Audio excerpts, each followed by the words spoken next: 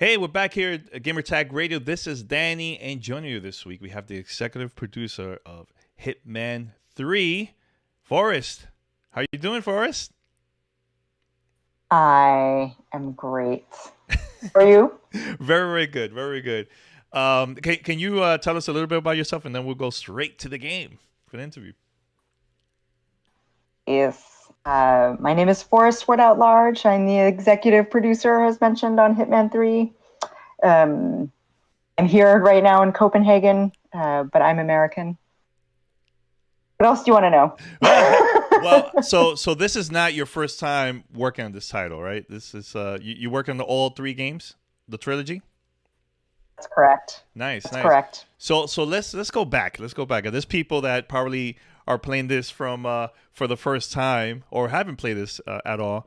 What you could tell us about the series and also about the main character of the game?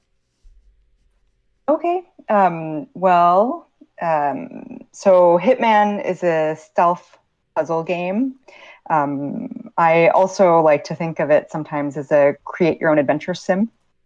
It's a game where you explore many locations throughout the world, execute missions in various contained open sandboxes.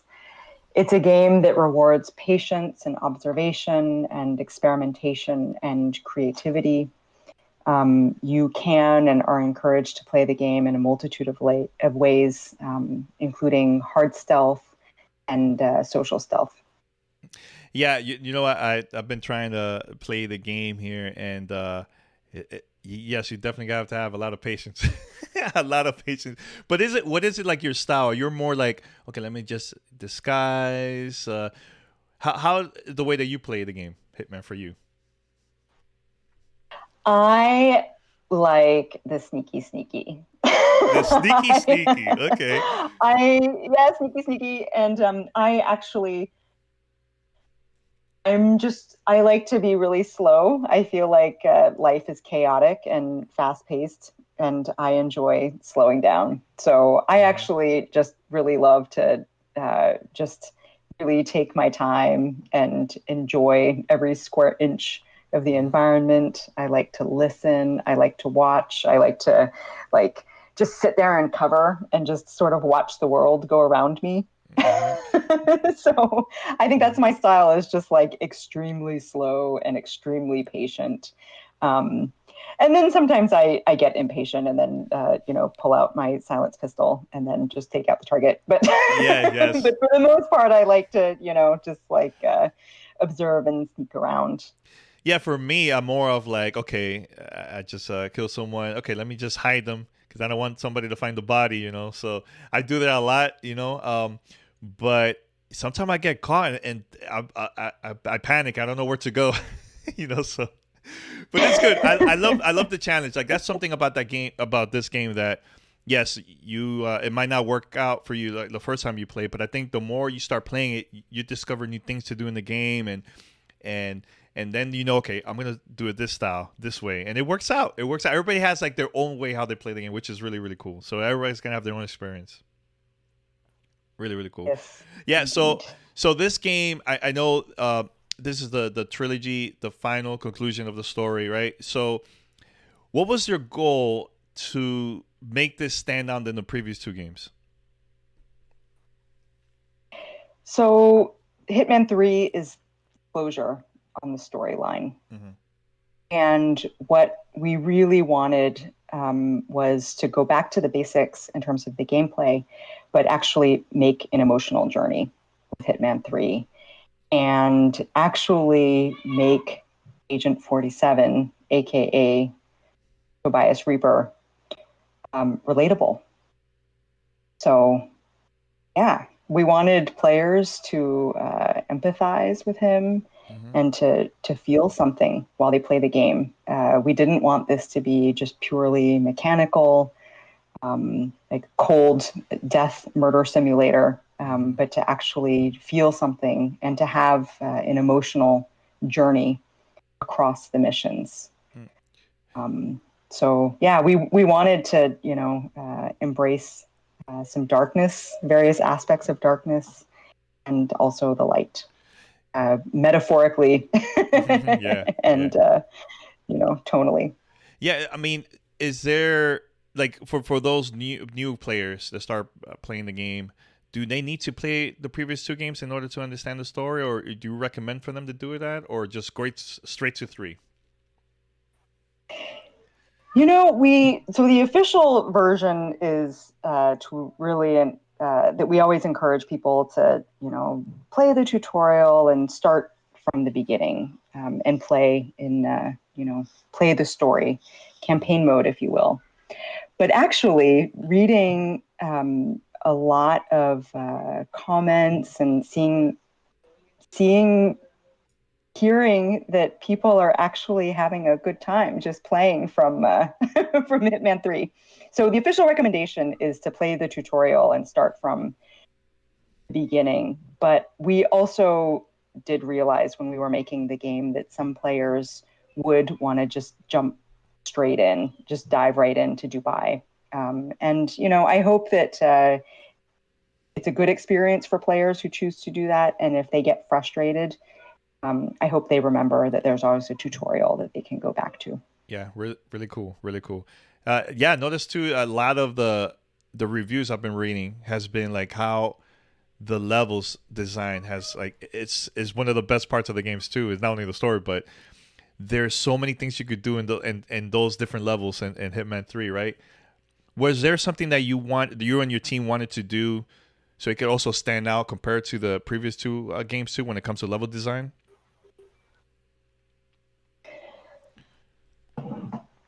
So it's really interesting, Mm-hmm. I mean, Hitman gets so much love for the level design, which is awesome.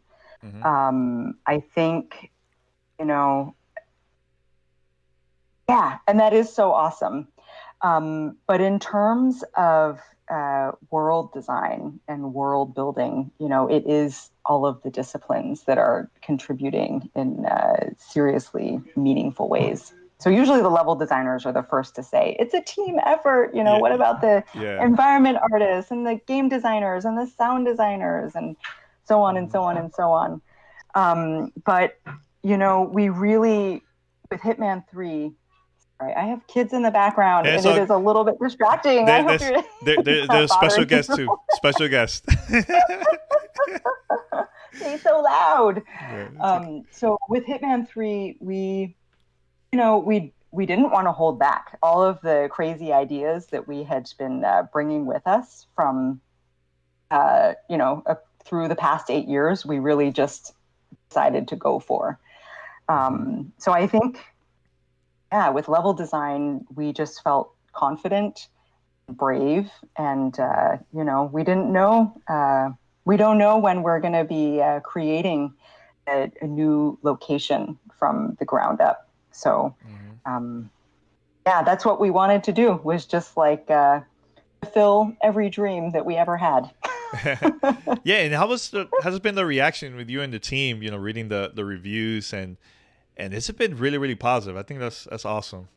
Something that you've been working on for a couple of years, and you see the reaction from like the gamers and the media. I think it's awesome, right? I think we feel seen, you know. Yeah. We really are feeling the love. I mean, people who had not, maybe like old fans of the IP who played the earliest games but never really, got in. Maybe left before or after Absolution. Never really got into this iteration of Hitman. Mm-hmm. So we felt love from those people who have returned to the IP, new players we talked about, and then of course our the main audience for this game and the player segment that we really thought of first and foremost was the core fans, the fans who have been with us on the journey since Hitman 2016 and through Hitman 2. Mm-hmm.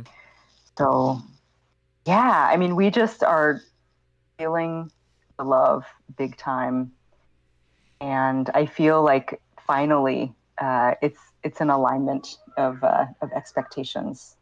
No one's confused about it why is this not the most awesome action shooter?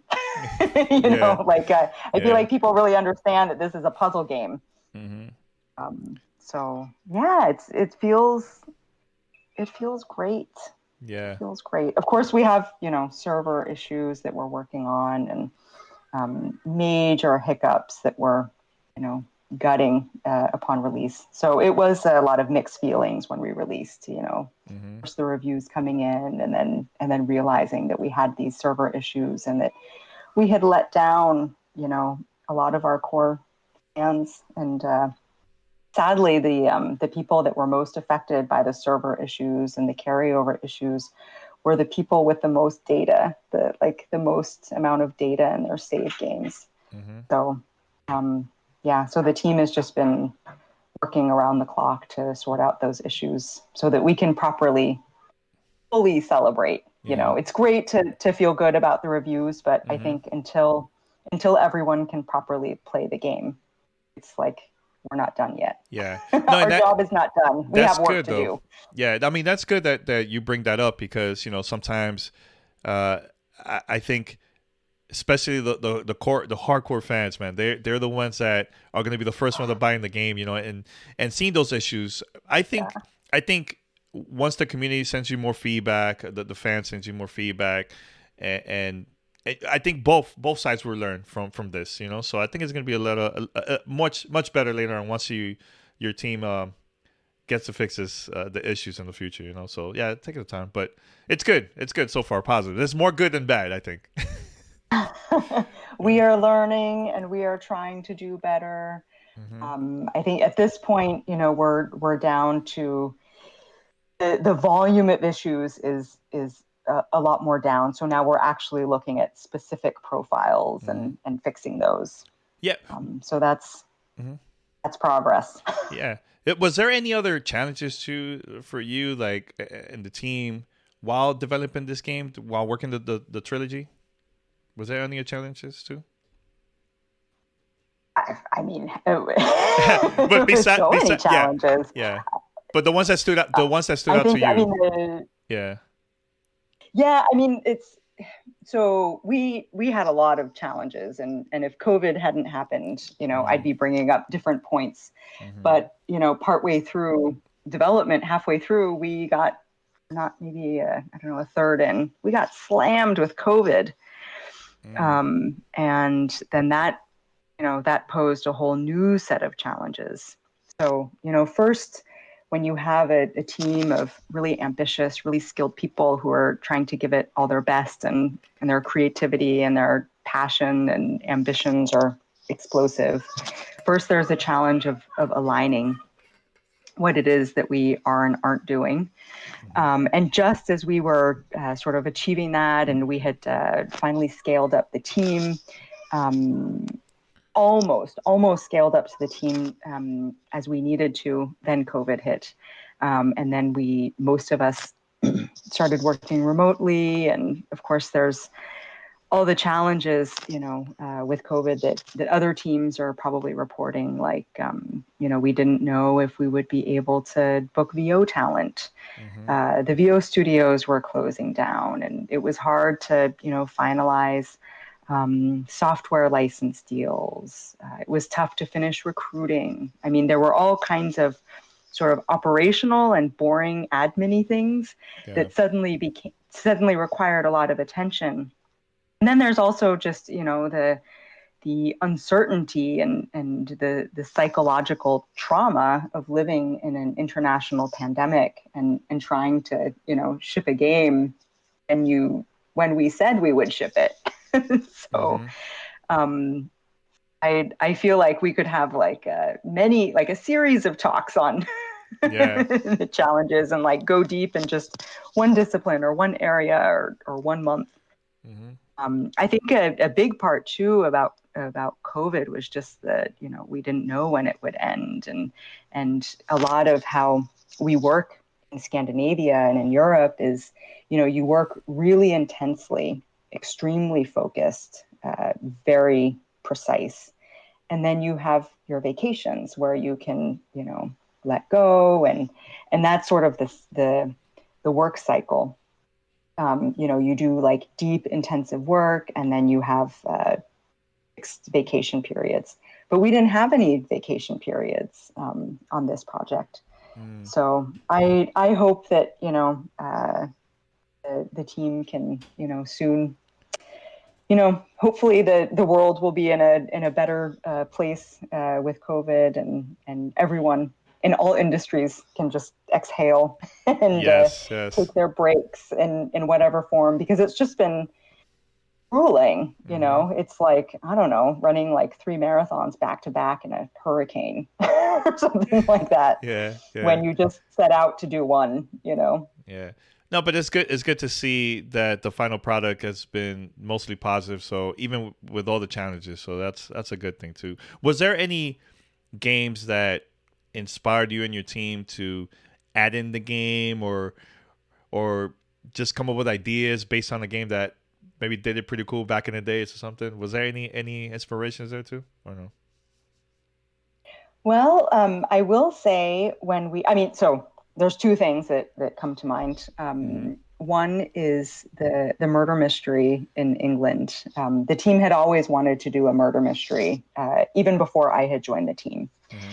So for at least 5 years, maybe 8 years from when Hitman 2016 started development.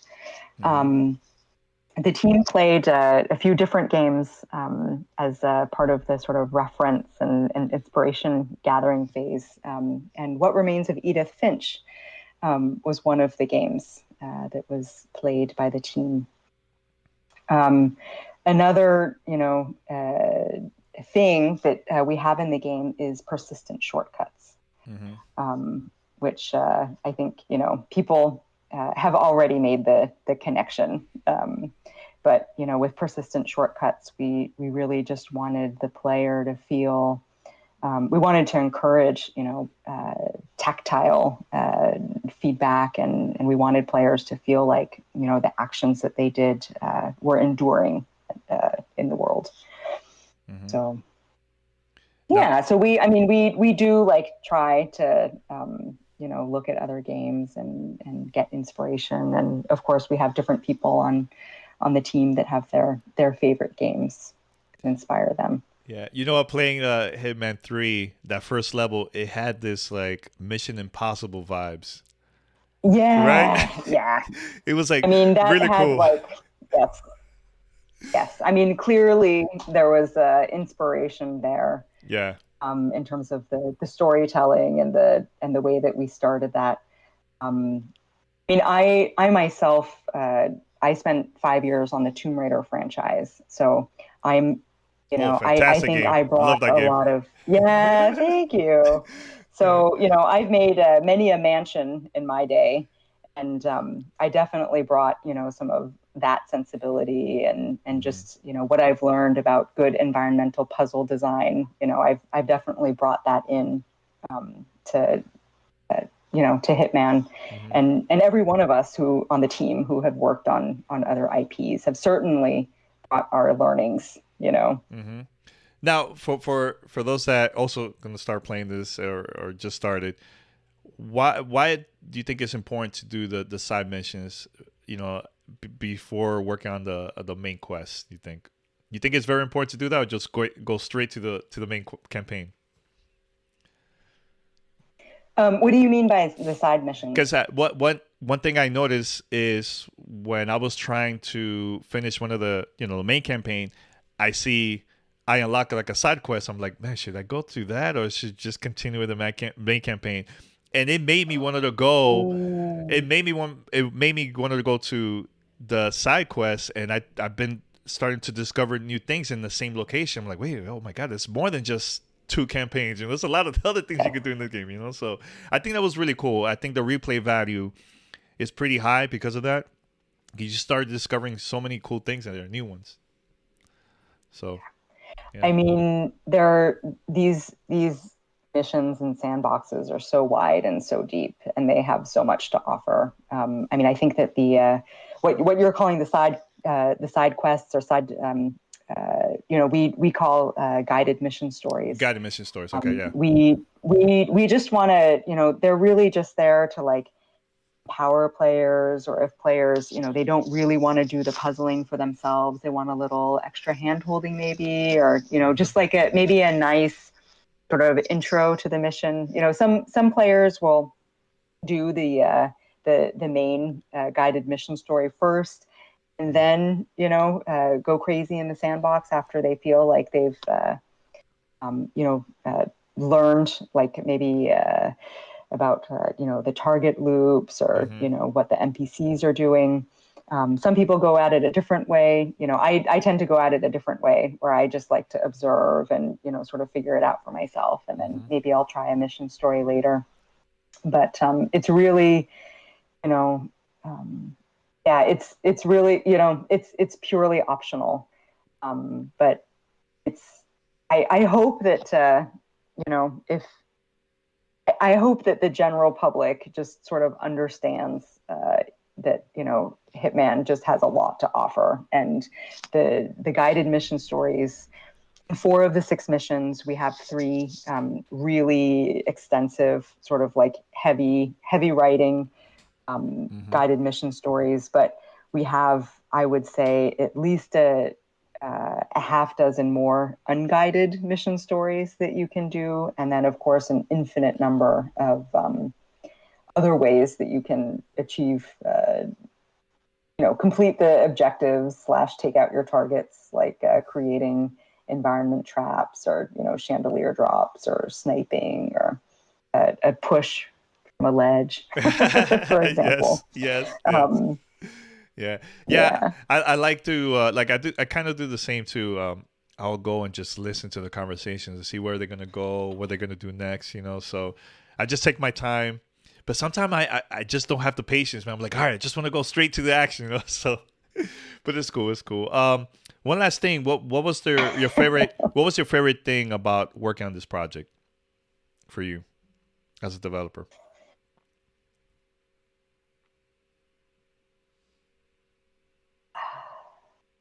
I Take your time. You don't have to answer that question. yeah. No, I love the question. I Yeah. love it. It's hard to like figure out my top. Yeah. There was a lot to love I'll and tell you one. I'll tell you one. In be my proud for of. But I think, yeah. Yeah, I'll tell you one for from my point of view. I think going through the whole COVID with you and your team, it managed to force you and the team to do the project even better. I think with the resources that you had remotely, and look, it became like a pretty cool product. It's a pretty cool game. So it's been. I think that's for me from the outside. But maybe there's more stuff from the inside that I don't know. So Yeah. yeah.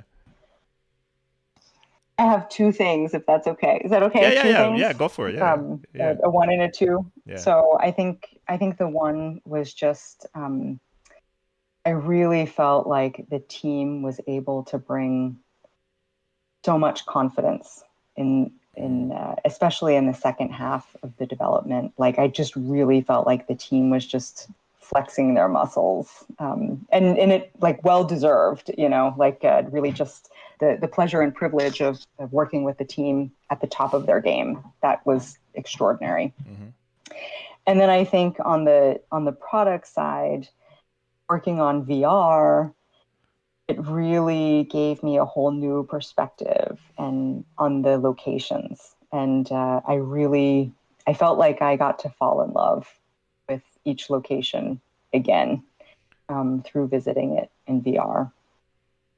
Um, yeah. yeah, So two things, like yeah. getting to see the team sort of come together, and